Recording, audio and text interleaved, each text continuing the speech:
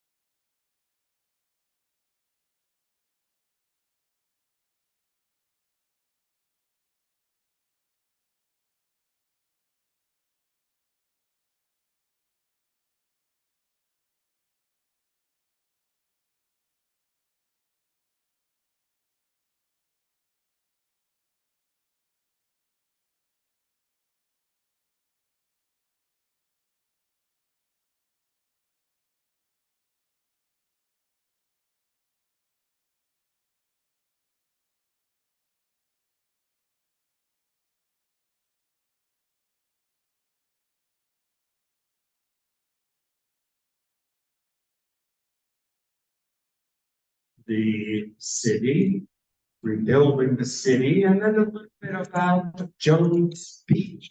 Its history. Why is it called Jones Beach? Well, there's a history there. The rise of beach culture, and especially a beach for the masses.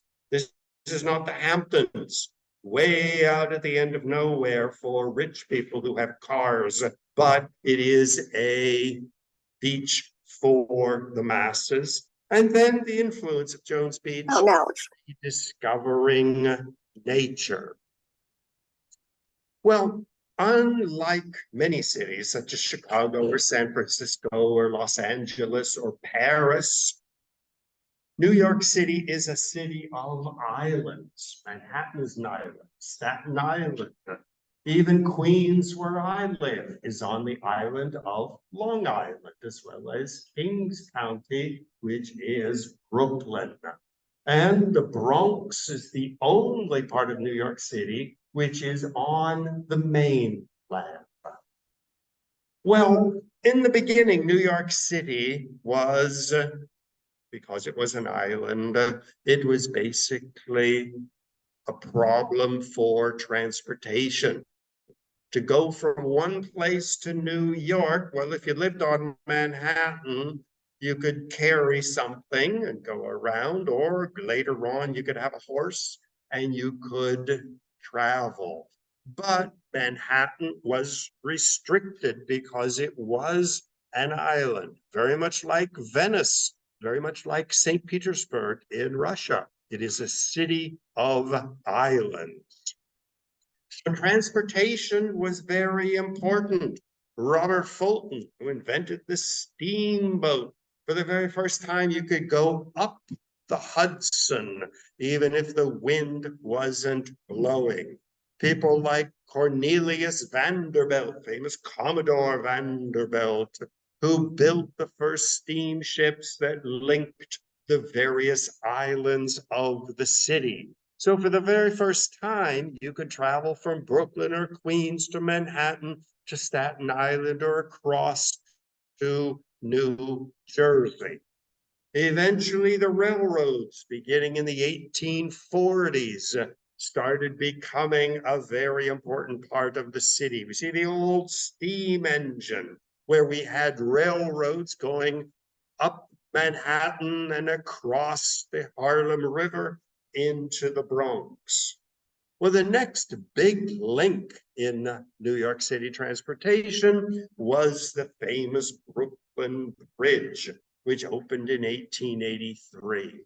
That was the first permanent link between the city of Brooklyn. Don't forget, in 1883, Brooklyn was an independent city. New York was simply Manhattan. In 1883, Brooklyn was the third largest city in the United States. What was the second? Chicago, exactly. So you had New York, which was Manhattan, then you had Chicago, and then you had Brooklyn. I'm always attracted to Chicago because a lot of my family who came over in the 1880s settled in Chicago, and they were from Slovakia. So they spoke Slovak. Well, in my family, they were always talking about Chicagosca. Well, that's where my family settled, but they never said Chicago. They said it in Slovak. And so it was Chicagosca. And I always thought that there were two cities out there.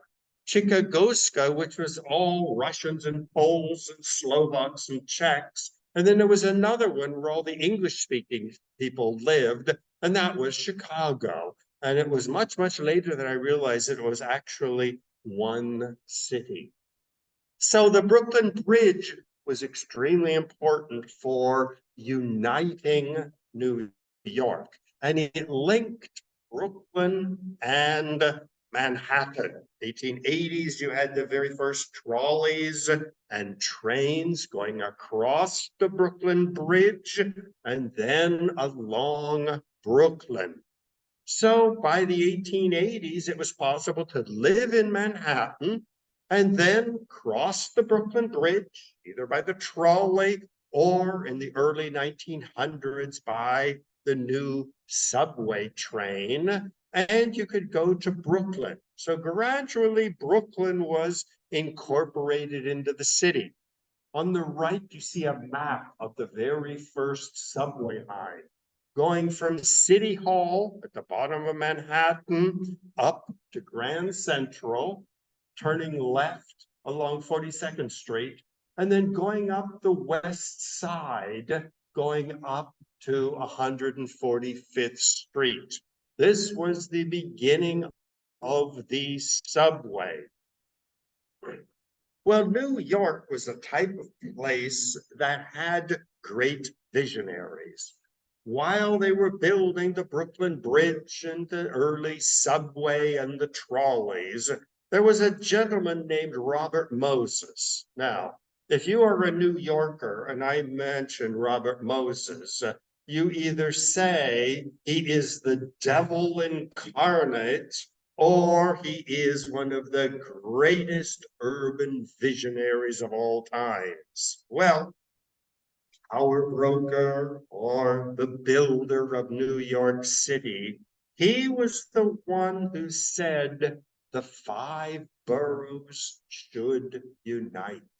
New York should be not just Manhattan, but New York should include Staten Island and Brooklyn and Queens and the Bronx and become one giant city. Robert Moses was very much influenced by Pierre L'Enfant. Pierre L'Enfant was the person who designed Washington, D.C. with giant boulevards so that you could walk around New York, Washington, and you could walk from the Capitol building to the White House, the great boulevards. Peter the Great, when he built the brand new city of St. Petersburg, as you can see from the picture, it is also a city of swamps and islands. And he designed a grand new city. And here you see great Peter the Great, and you see in the middle of the picture the Peter and Paul Fortress with Nevsky Prospect, one of the grand avenues of the world, comparable to the Champs-Élysées in Paris with the palaces. So urban planning has been very important for the great cities of the world, including New York City. The first great urban planner was DeWitt Clinton. He was the one who gave us the grid plan, the map on the right, avenues and streets, 90-degree angles. At the very bottom, you see the dark colored area. That was New York City at the time of the American Revolution. And you can see that there are some bits of grid, but the bottom part is all streets built for the horse and buggy. Well, DeWitt Clinton was another great planner, like Robert Moses. He gave us the grid plan. He built the current City Hall of New York.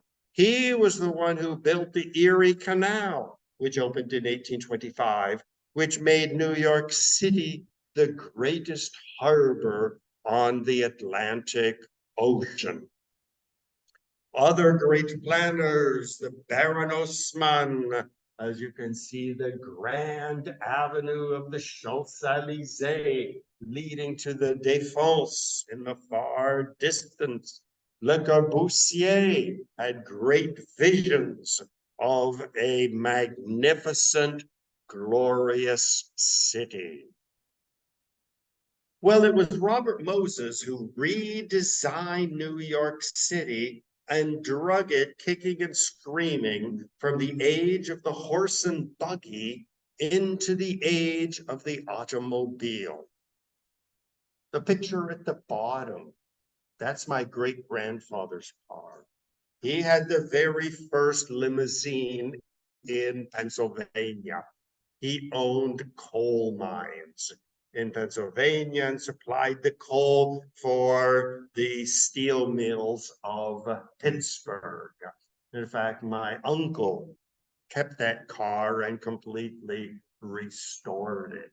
So this was the golden age of the automobile, where people could, for the first time, get out of New York City, and they could go to New Jersey, they could go to Long Island. And it was Robert Moses who built the highways, the bridges. He was the one who built the World's Fairs, 2 World's Fairs. He designed the United Nations complex, Lincoln Center, state parks. So part of New York City has always been to become a great world capital, like Paris, like St. Petersburg, like London, like Berlin, like Vienna, the great dream of a great, wonderful city. Now, Robert Moses contributed to the city. On the right, you see the infamous Cross Bronx Expressway, which definitely left its mark on the city. In fact, just recently, the city announced a plan to cover over the Cross Bronx Expressway and to put parks above it. So rather than an open trench dividing the city, it will now become an area of greenery and parks. Now, whether that's actually going to happen or not, or if the money is going to be available or not, I don't know. But this was again a major advance for the city of New York. UN complex, Lincoln Center, Battery Park. These were all attempts to make New York City a glorious city, a world capital. 2 World's Fairs, 38, 39, 64, 65. I love the picture of the parking lot. where you see all of these identical black cars. I often wondered if you would come out of Jones Beach or any other place in New York and you'd go and try to find your car, how could you possibly find it? I mean, even if you put a balloon on it or something, well, soon everybody was putting a balloon. But it was Robert Moses who came up with the idea of numbering the areas so that when you parked, you knew you were in zone F, lane 2. So New York has always aspired to be a glorious city. Well, there was one problem. If you were rich, like my great-grandfather, and you had a car, well, then New York and every other city was yours for the taking. But don't forget that the majority of New Yorkers living in the city could not afford a car. I've lived in cities my entire life. I not only don't have a car, I don't even have a driver's license because it's always been buses or subways, or now you have Ubers. So I'm a subway person. When I come out here to the Hewlett-Woodmere Library, I just take the Long Island Railroad. There's a nice little deli there, and I pick up something to drink, usually alcoholic, and come down, have a beer, and then wander down to the library. Well, the majority of urban residents did not have cars. Even with the opening of the Brooklyn Bridge, cars were a rarity. With the rise of trolleys, with the rise of trains, then you could get to places like Jones Beach.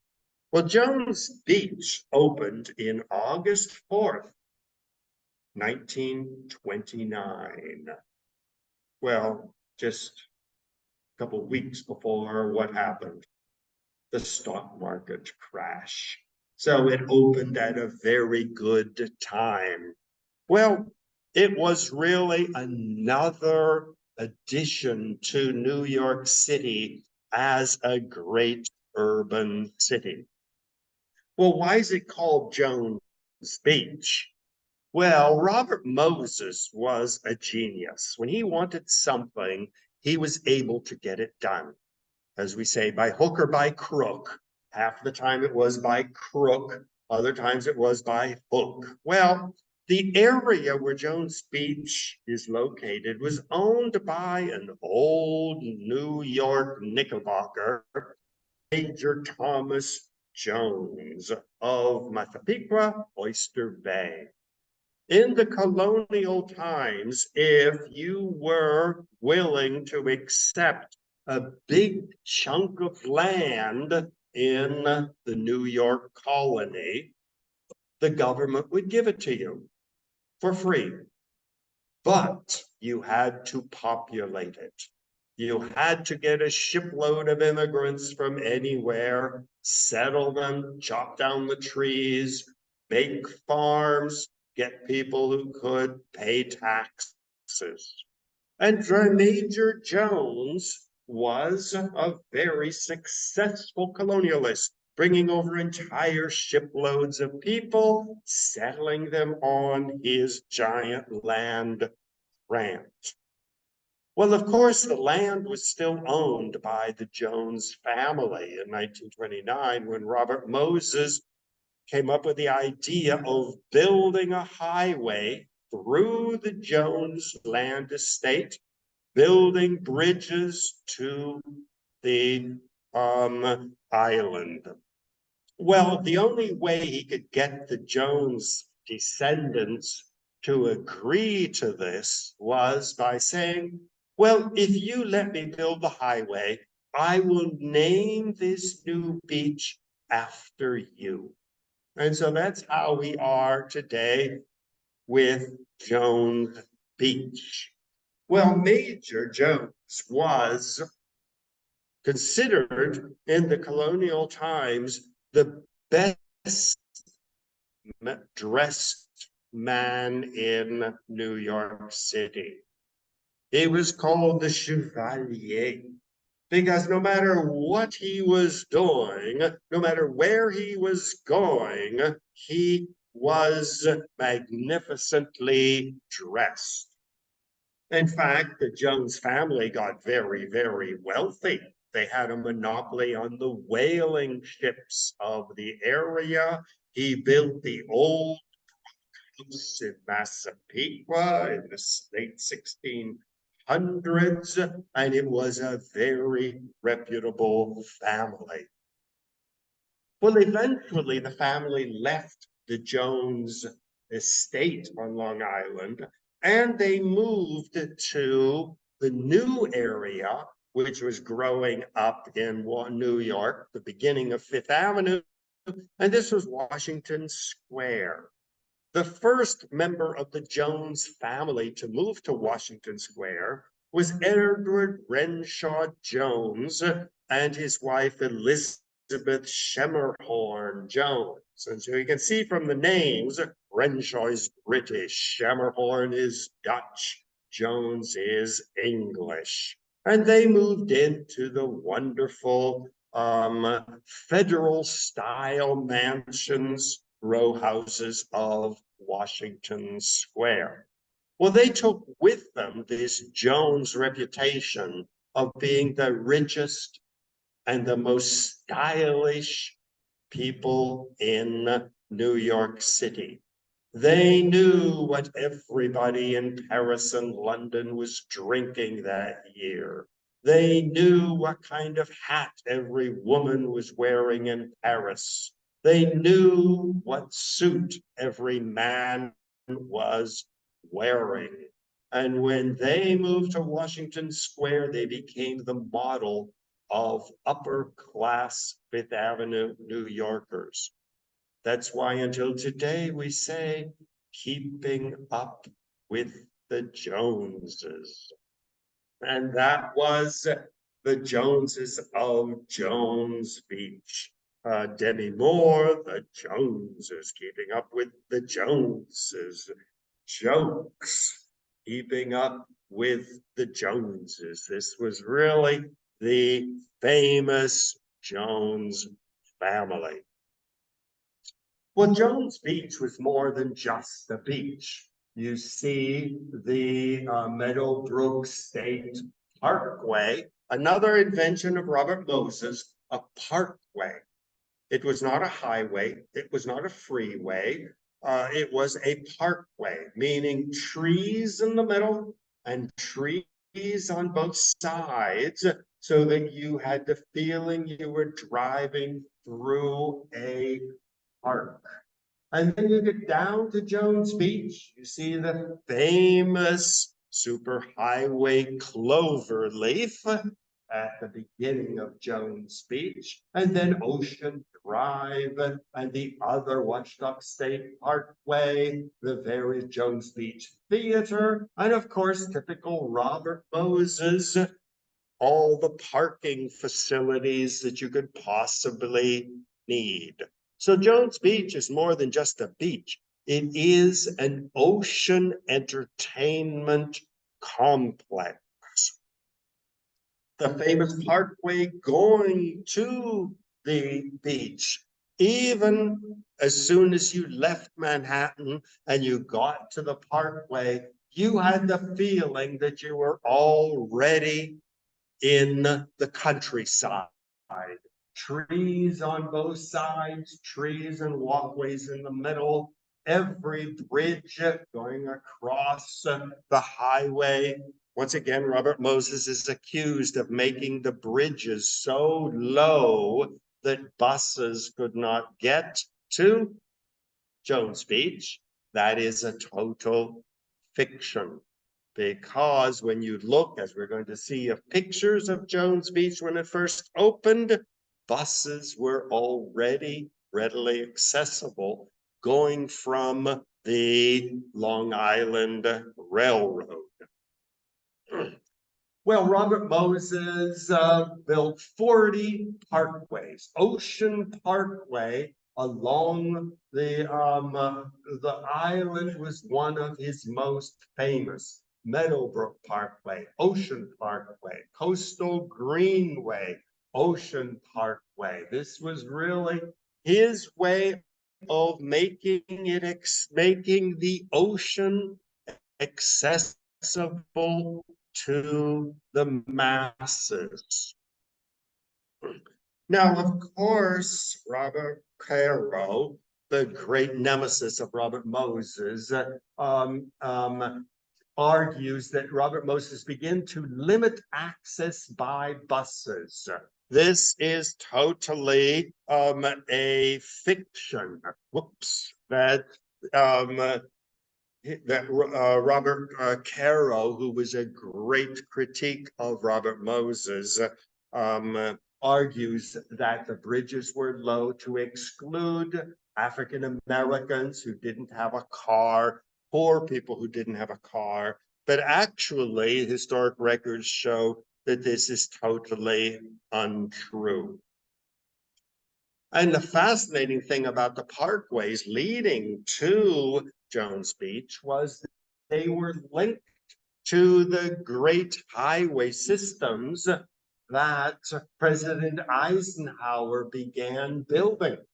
So actually, you could go from anywhere on I-95, get to New York, go across the Bronx Expressway, and access Jones Beach, very often without one stop sign or red light to interrupt your trip.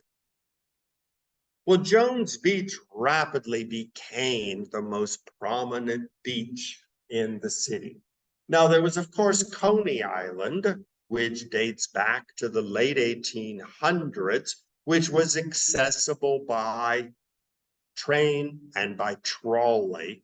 But Jones Beach was 1,000 times larger, and it was an entertainment complex, which really became world famous. And here you see summer of 36 Jones Beach. The giant tower. This was the water tower, where the water was pumped into the tower, and this was the water used in all of the bathrooms, the restaurants, and everything on the island. I love this picture because you see buses in front of the water tower. So buses were accessible. The masses were welcome at Jones Beach. I also like the picture because you see people going to the beach. It looks like they're going to the Metropolitan Opera. They're so well dressed. I mean, guys showing up in suits and ties, women with their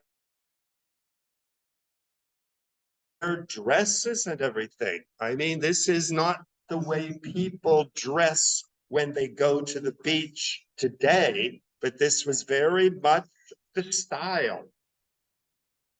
Now, the Jones Beach also was more than just the beach, because there was the famous Rosebud Indian encampment.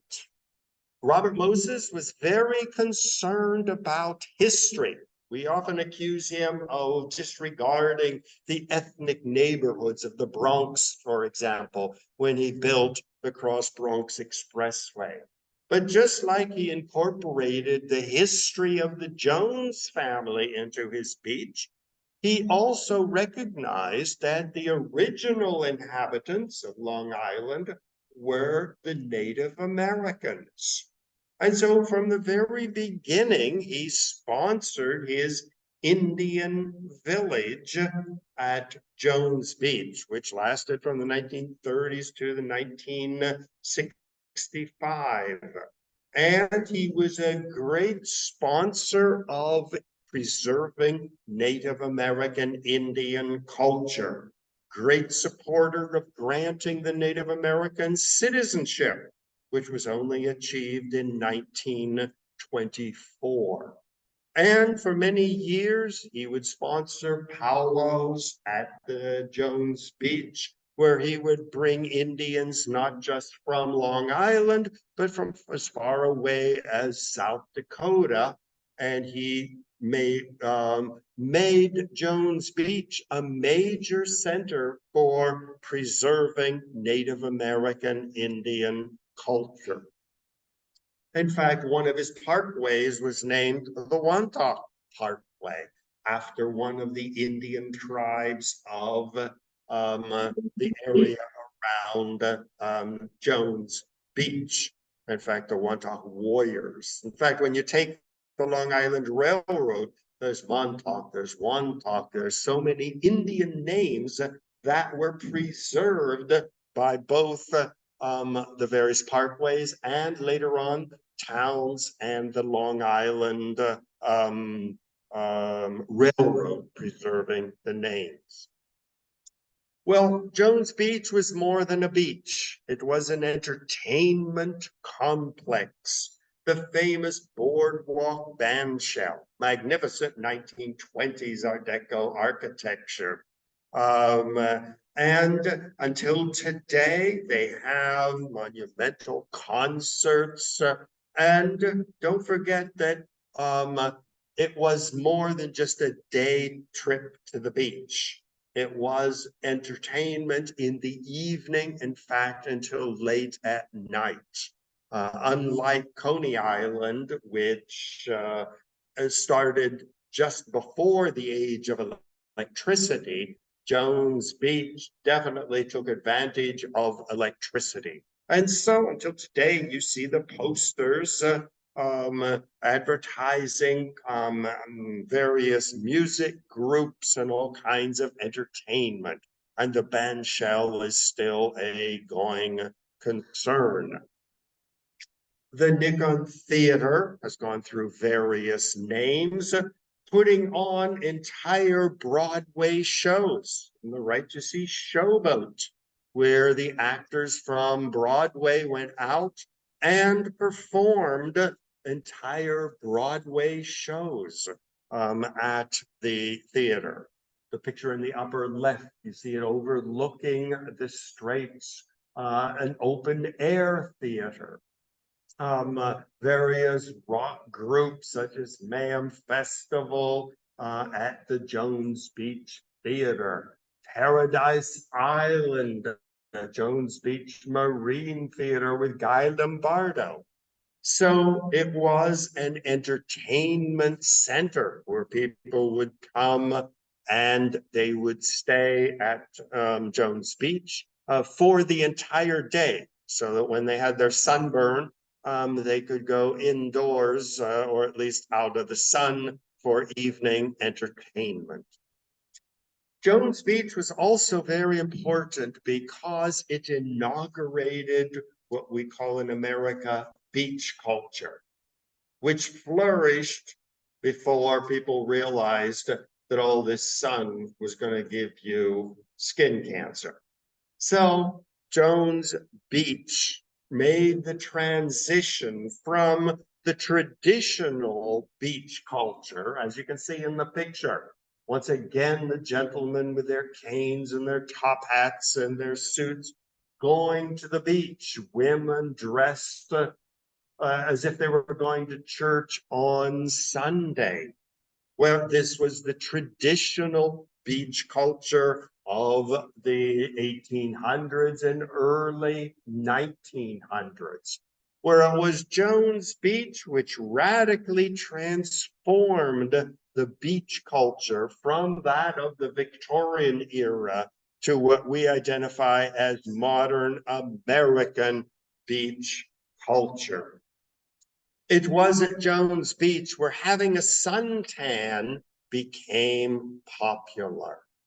Well, what does a suntan represent? Look at the woman with her veil, people with umbrellas at the beach, gloves in going to the beach, because for most of American history, having a suntan meant that you were a farmer, you were out in the fields, and to have pale white skin was a sign that you did not have to do manual labor. In English, we even have the phrase a redneck, because if you were a farmer and you're out working in the fields, the sun is going to burn the back of your neck. So to be a redneck was to be a farmer exposed to the sun. And so you had women protecting themselves from the sun. They would put white powder on their faces to avoid the sun. Well, it was at Jones Beach where that whole culture began to change, where having a suntan was no longer a sign of being a working class farmer, but having a suntan was a sign that you had the leisure time to go to the beach. And so, land of sunshine, the lure of the beach, Palm Beach, laying in the sun became part of the Jones Beach culture, where you were in the sun, you got a tan, and you were proud of your tan. I mean, I just spent a month in Egypt. And there, of course, the sun was brutal, not a cloud in the sky, as well as being 110 degrees. I mean, no matter what happened, you got sunburned. I mean, I even had I call it my Indiana Jones hat, a big black hat with a big brim to protect myself from the sun. But when I came back, people would say, "Oh, you have such a beautiful tan." Well, that's a comment like that was very much the result of the Jones Beach culture. It was because of places like Jones Beach that people start a whole new industry of suntan lotion, where having a suntan was considered a great accomplishment. Copper tone gives you a better tan. And artificial suntan lotion tans you in 3 to 5 hours without the sun. My mother is ethnically 100% German, and her father was a real male chauvinist. And so God blessed him with 5 daughters. And so all the daughters were, of course, German background, blonde hair, very white skin, blue eyes. Aunt Dorothy went and moved to Florida. And every Christmas she would come back to Pennsylvania, and she was the envy of all of her sisters because she had such a beautiful tan all of those wonderful years. Well, needless to say, when she passed away, the cause, of course, was skin cancer. But here again, this was the going to the beach, laying in the sun, using copper tone, which became one of the trademarks of skin tan lotion, 1944. Pictures like this advertising on the left. I mean, the darker your tan, the more beautiful you were. On the right, it was no longer the Victorian dress for going to the beach. It was get as much sun as you could. Brooke Shields sort of interrupted this with the skin cancer scare. But Jones Beach was really one of the places where New Yorkers could indulge in this whole suntan culture. Jones Beach became the first beach to have a well-organized group of lifeguards. It had the very first lifeguard corps and the very first lifeguard, they called it the Lifeguard University of America, where if you graduated from the Jones Beach Lifeguard Academy, you were considered the elite of lifeguard society. Well, it was extremely competitive. It was for men only, as you can see. You see the sweatshirts. They had their graduation ceremonies, which, needless to say, at the beach, you were not going to wear caps and gowns, and you are not going to have an organ playing in the background. But it was one, and it remains one of the major events of Jones Beach, the graduation of a new group of professional lifeguards. And Jones Beach was spawned also the whole idea of beach closings, where the government would regulate the hours. They would put up flags to say how dangerous the riptide was. It was the first beach to have shark patrols, so that if there was a shark attack, they would close the beach. So the whole institution of beach culture traces itself back to the Jones Beach event. Jones Beach also caused a scandal because it was the first beach which legalized the bikini, which was about as far away from Victorian beach attire as you can get. Today, the tradition of doing everything possible continues, because everybody knows if you go on Google, you'll see the various sections of Jones Beach, areas where nudism is permitted. You have your lesbian beach, you have your gay beach, you have your Orthodox Jewish beach. And this is sort of a tradition of which beach you actually go to. It's all on Google. And in the beginning, women were arrested for wearing the bikini, but gradually it was legalized. Well, the whole bikini culture spawned its own music. Sure, you all remember it was an itsy bitsy teeny weeny yellow polka dot bikini.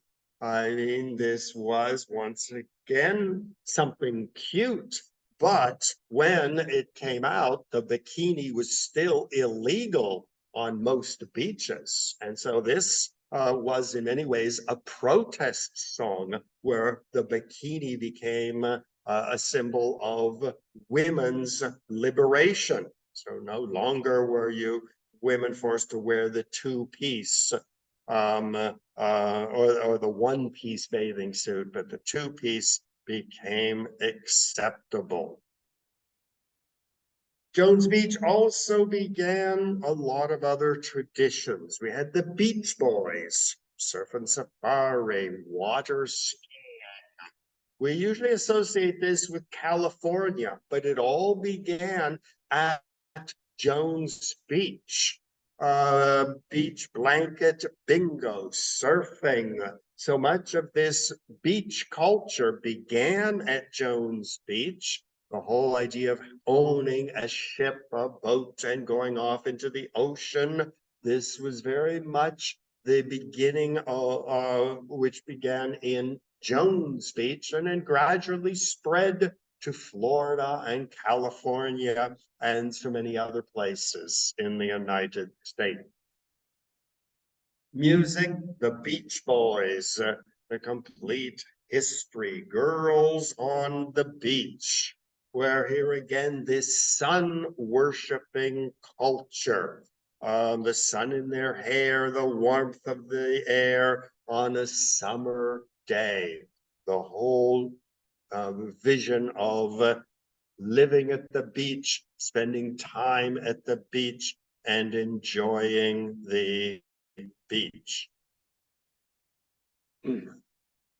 Gradually, the sections of the beach were marked. You had the gay section, whereas if you go online, you'll see it's a 30-minute walk east from Field 6 near the sign for Tubay Beach of the town of Oyster Bay. And so many people seek that out. There is the silent section. No sports, no ball playing, no frisbees, no radios. It is for silence only. The clothing optional section. Now, this is problematic because there's always a note. It says nudity is not allowed by law here, and you'll get a ticket if stopped by the police. That's a warning. But then, of course, everybody takes off their clothes and they enjoy the beach. So here again, everybody has their section at the beach. In popular culture, famous film by the great, incomparable Ronald Reagan, The Girl from Jones Beach. I mean, so if you're planning to become president, I mean, you're going to have to make yourself part of public popular culture. Keep calm by visiting Jones Beach. Jones Beach bomb, the coasters, Jones Beach. I mean, a whole array of Jones Beach junk. In 2004 was the first show on Memorial Day, where the Navy would have their big air shows. They had the Bethpage Air Show at Jones Beach in 2021. So another addition to this Jones Beach culture. It wasn't just the Jones Beach, but it was a whole cultural complex going late into the night, and every weekend, every holiday had its own special occasion. Jones Beach Boys was a documentary of the life and career of Jones Beach lifeguards. Famous people who had been saved, people who had been lost, and the Jones Beach lifeguards have their annual reunion. Those who graduated from the Jones Beach Lifeguard Academy still have a solidarity. They get together, and it's sort of like joining the Marines or something. I mean, you are part of a select group. Books have been written about it. You have your restaurant, boardwalk restaurant at Jones Beach State Park. You have your mellow ice cream. Did anybody here ever have mellow ice cream? It was their special ice cream treat. You see books such as Jones Beach, An American Riviera. And you see the famous mellow ice cream cone, which was a rather unique event. There was a hotel there, the famous Jones Beach Hotel of 1941. And so you could go and not just spend the day, but you could do the evening entertainment and then get a room at the Jones Beach Hotel. And there was a whole series of hotels which were built on Long Island, which catered to the Jones Beach crowd, as well as restaurants, seafood, everything you could possibly want.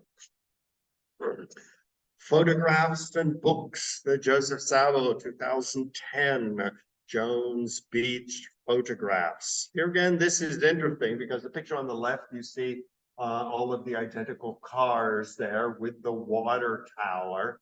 But he chronicles also the growth of Jones Beach is including Blacks, including Hispanics, and this was also part of the Jones Beach culture. In the beginning, it was not segregated, but you had a section where African Americans were welcome, but gradually more and more started going, and it became totally integrated. But this is one of the most beautiful books on the Jones Beach culture.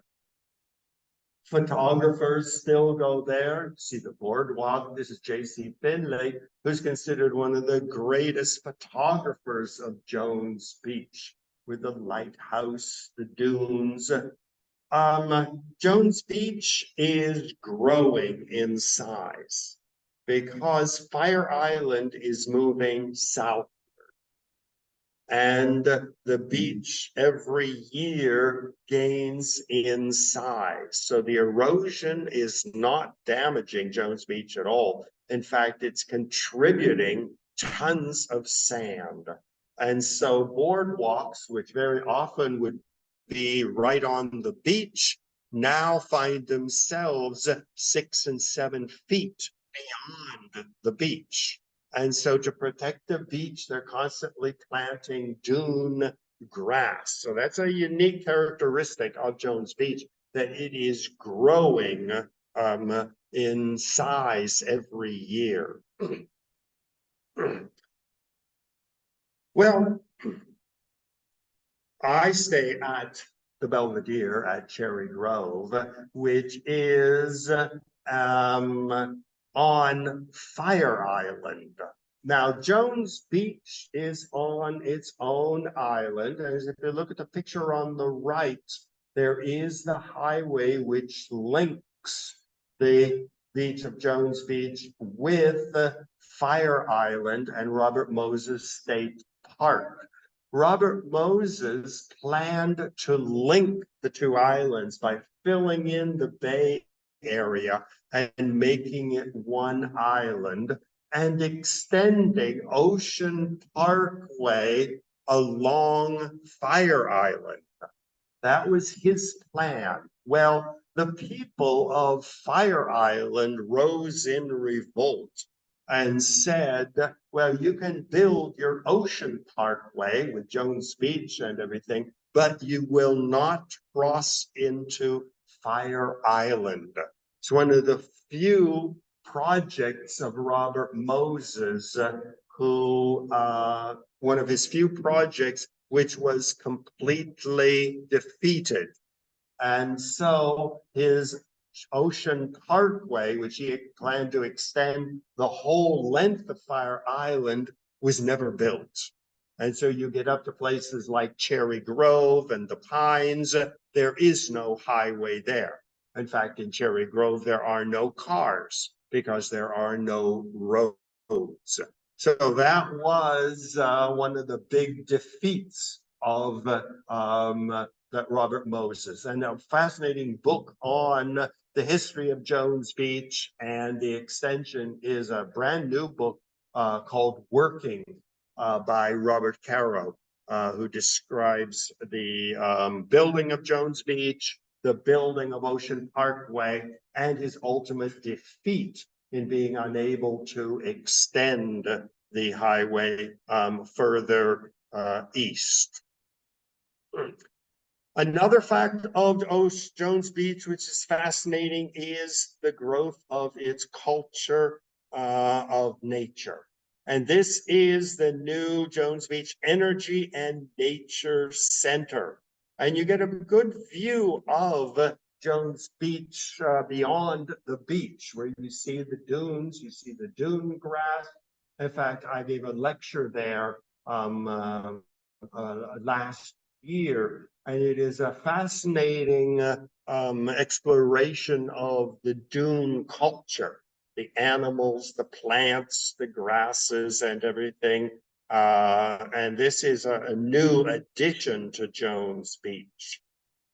The sunken forest on Fire Island. There you get a feeling of how Jones Beach was before the building of the resort, of the beach. Many people criticized Robert Moses for building Jones Beach, saying he destroyed the dunes, he destroyed the nature.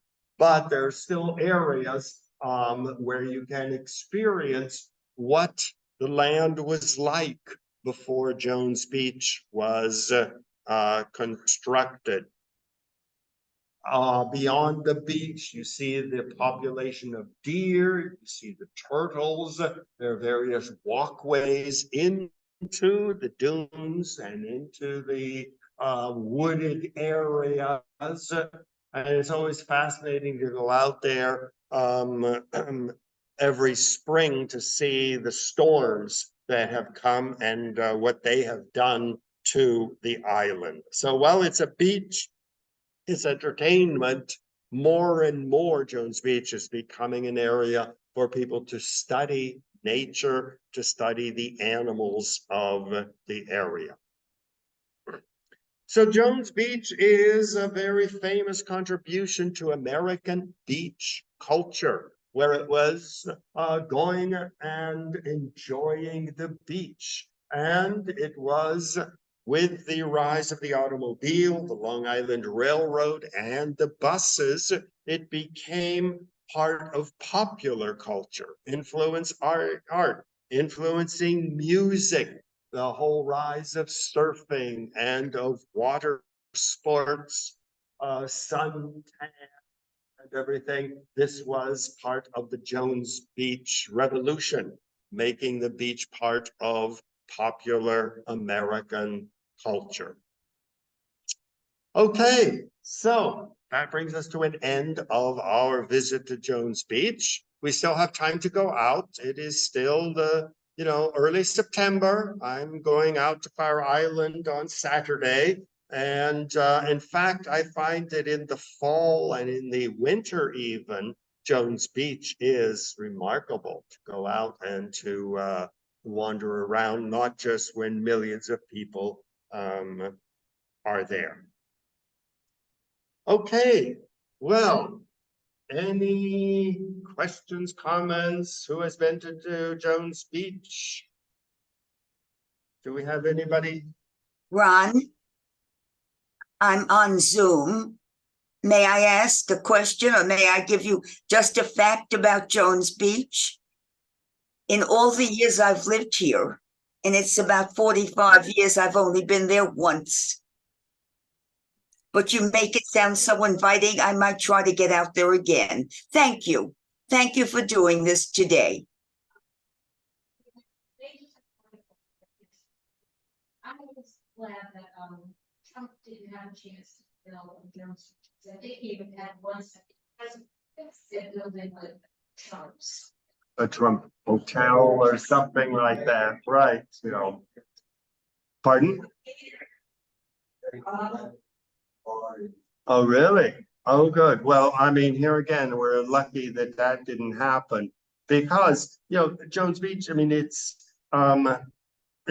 Coney Island is completely different because of all the big buildings and everything in the boardwalk. The Jones Beach, you really get a feeling for the ocean, and especially with a nature center, which is really spectacular, where they bring groups out there.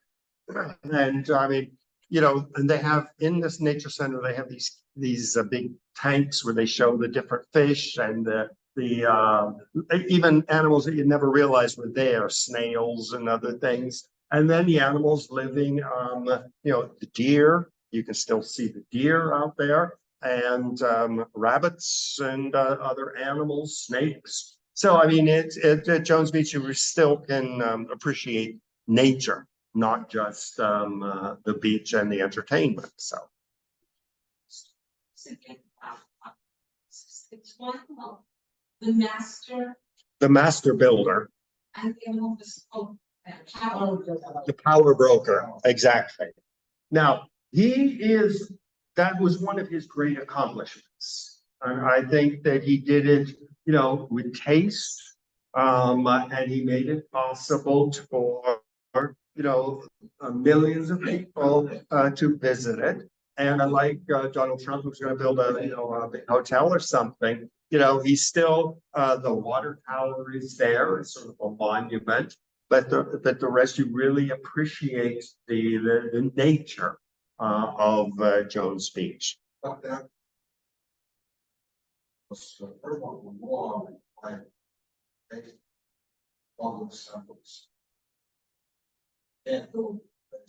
Right, right.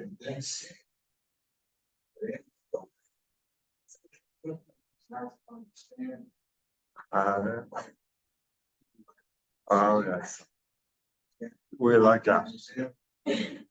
Let me summarize that for the people on Zoom. We're just saying that when Donald Trump was going to build a catering center there were several things that made it impossible, because you have to realize the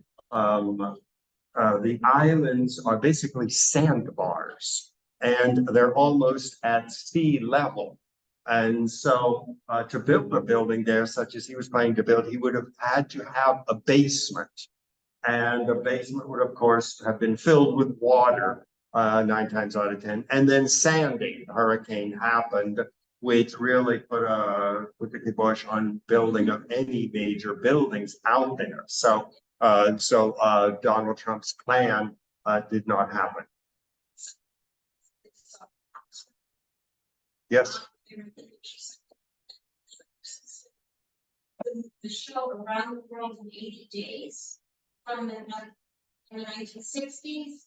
There was a big hot air balloon. I guess maybe it started that speech. Oh, yeah. Interesting. Yes. Now, when you speak, can the people on Zoom hear you? You have a microphone there? Oh, you're mine too. Okay. Yes. There, when the animals out there were fox. I've seen fox out there, and they are having problems now health-wise because COVID is infecting the deer. And that is, deer have become a reservoir for the COVID virus. And they found that in Pennsylvania and other places where the deer have the COVID virus. It doesn't kill them. But then when hunters, like in Pennsylvania, where I'm from, where they shoot a deer and they eat the meat, the COVID virus enters back into people and it is being mutated. So that is one problem that they have there. But I've seen snakes, I've seen turtles going around there. But it is a sandbar. I mean, water has to be brought from the exterior. And with something like that at Jones Beach, the whole system of toilets. I mean, the system that they have to use is what we call sand mound, where they make a hill of sand, and then all the wastewater from the toilets and all of this go into this sand mound, and then it is dispersed into the groundwater. So that's a major problem building on sandbars. A quick question and comment about Gatsby's. No, to the west. To the west of the park area. Yeah, West End 2? Pardon? West End 2, West End 1? Jones Beach? Beyond that. When you take the highway in, you get to the water tower. Well, before you get to the water tower, there's a turn off to the right. And it is a good 4 miles beyond the water tower. And so you see the water tower in the far distance, but it is, as I showed on the picture, a low-lying collection of buildings, very much in the middle of the island. So, but it's well worth the visit. They have wonderful exhibits. I went there with a group, and you know, they gave an excellent tour of the animals. Now it's sand dune culture. You're not going to have elephants and dragons. I mean, it's going to be deer, it's going to be fox, it's going to be rabbits, it's going to be insects. And then, of course, they're going to bring in the sea life, which is there, and they have water tanks where you can actually see the various tiny animals that they have in the swampy areas of the island, of the sandbar. So